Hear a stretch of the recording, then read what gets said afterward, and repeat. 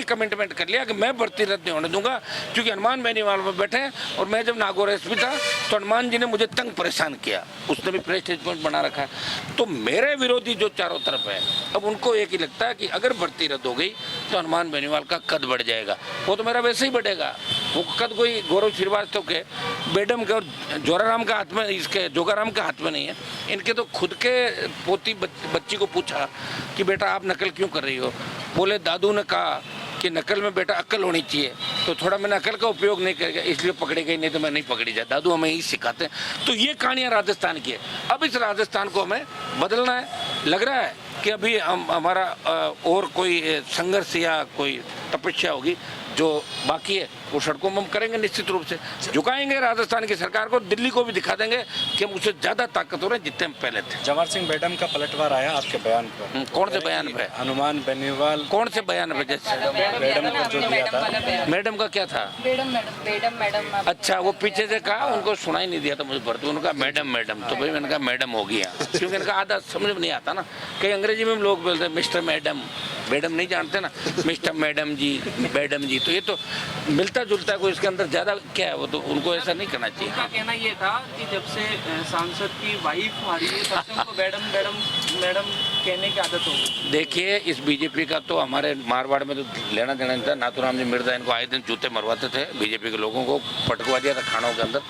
जांच में मेरा ही परिवार भाजपा को नागौर जोधपुर में लेके आया, और भाजपा के तमाम जो बेडम भजनलाल घूम रहे हैं ना, अगर मेरा वसुंधरा झगड़ा नहीं होता तो ये कहीं झाड़ू लगा रहे होते पार्टी कार्यालय के अंदर, इनकी कोई औकात नहीं थी।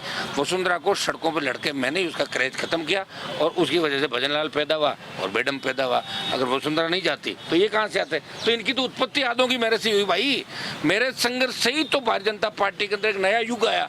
मुझे क्या पता था कि नए युग के अंदर इस तरह के लोग आ जाएंगे? अगर ये पता होता तो फिर मैं क्यों लड़ता? मेरे लड़ने की क्या आवश्यकता थी? लेकिन लड़ाई मैंने लड़ी है। और बेडम का बिना बीजेपी क्या है बताओ मुझे? आज मान लो हटा दे, कहते बेडम साहब आप जाओ इलाके में, 1500 वोट नहीं आएंगे।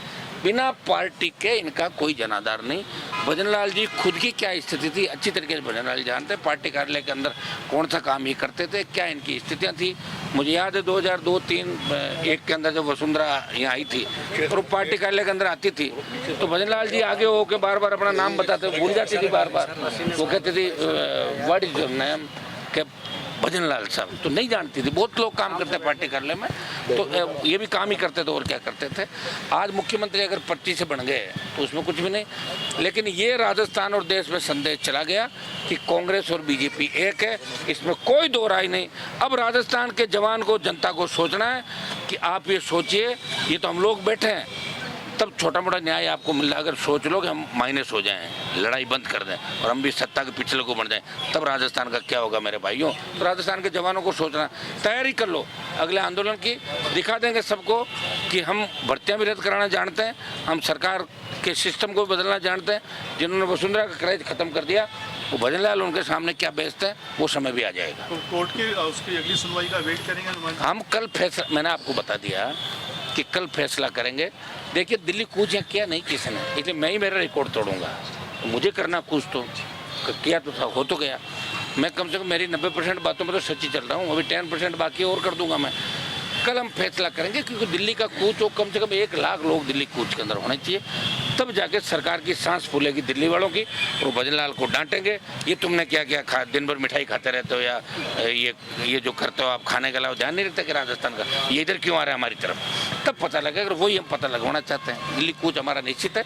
कल हम तय करेंगे कि इसको किस तरीके से कैसे करके। और मुद्दे हमारे पास आ जाएंगे, अग्निवीर का मुद्दा है, भरतपुर धौलपुर का झाड़ आ गया, एक मुद्दा और आ गया, और आते रहेंगे। हम राजस्थान